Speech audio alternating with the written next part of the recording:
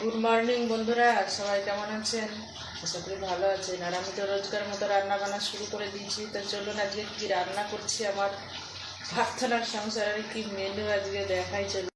তো এখানে আমার ভাত হচ্ছে, আর এখানে একটা সবজির তরকারি হচ্ছে বড়ি টড়ি দিয়ে।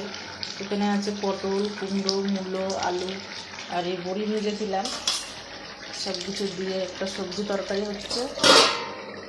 আর এটা হচ্ছে সিলভার কাপ মাছ বন্ধুরা, সেদিনকে নিয়ে এসেছিলাম। এখানে 5 টুকরো মাছ নিয়েছি আর মাথার টুকরোটা নিয়েছি। ওই বাপ বেটাকে 2 টুকরো করে দেবো, আর আমি 1 টুকরো। আর এই যে মিনি আর তার বয়ফ্রেন্ডের জন্য আবার রাখতে হবে মাথাটা, তাদেরকে দিয়ে দেবো। সর্ষে বাটা দিয়ে করবো মাছটা দিয়ে আমি। তো ভাতের প্রথম পাতে একটু শাক বা একটু বাটা বুটো হলে না ভালো হয়। আজকে সেরকম কিছু নেই, আজকে মোটা একটা তরকারি। আর তরকারি আমার একদম তরকারি খায়, কিন্তু ভাতের প্রথমে একটু শাক ভাজা বা একটু তেতো বা একটু কোনো কিছু বাটা হলে তাহলে আমার মনটা ভালো লাগে। আজকে শাকটা কিছু নেই, তো ভাবছি উঠানে আমার একটা হয়েছে, কী বলে ওটাকে, ঠাকুরের পাতা। তো ভাবছি ওটা নিয়ে এসে বাঁটবো, আর হাতের সময় মোটামুটি যা আছে হয়ে যাবে। চলুন আমি পাতাটা নিয়ে আসি। এখানে গাছ হয়েছে একটা, আর ওই পাশের বাড়িতে একটা আছে, দেখি এটাই হবে কি না। এই দেখুন, কয়দিন ধরে আমি তুলবো করে না, পাতাটাকে তোলা হচ্ছে না। আজকে চলুন, আজকে তরকারি নেই আমার সেরকম কিছু। এটাকে ভুলে যাচ্ছিলাম বন্ধুরা, গাছটা তুলতে গিয়ে। এই একটা হয়েছে, এটা ছোট্ট, এটা রেখেই বা কী হবে, তুলে নিই। এই যে একটা, পাশের বাড়িতে একটা আছে, নিয়ে আসি চলুন।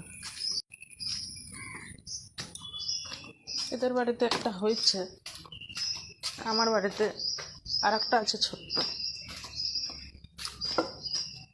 এই যে এখানে হয়েছে।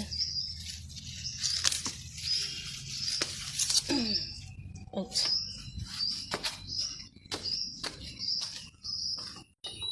সকালবেলায় না বলেই তুলে নিলাম আমি খাগড়ুর পাতাটা পাশের বাড়ি থেকে। চোর বললে আবার মারবে টারবে নাকি জানি না। এই যে 2টো গাছ, আমার বাড়িতে আর একটা আছে। এই দেখুন, এই গাছের ভেতরে আবার একটা হয়েছে, কিন্তু এটা ছোট্ট, থাক, ওটা আর একদিন হবে। এই একটা, এটা তুলবো না, এটাতেই আমার হয়ে যাবে।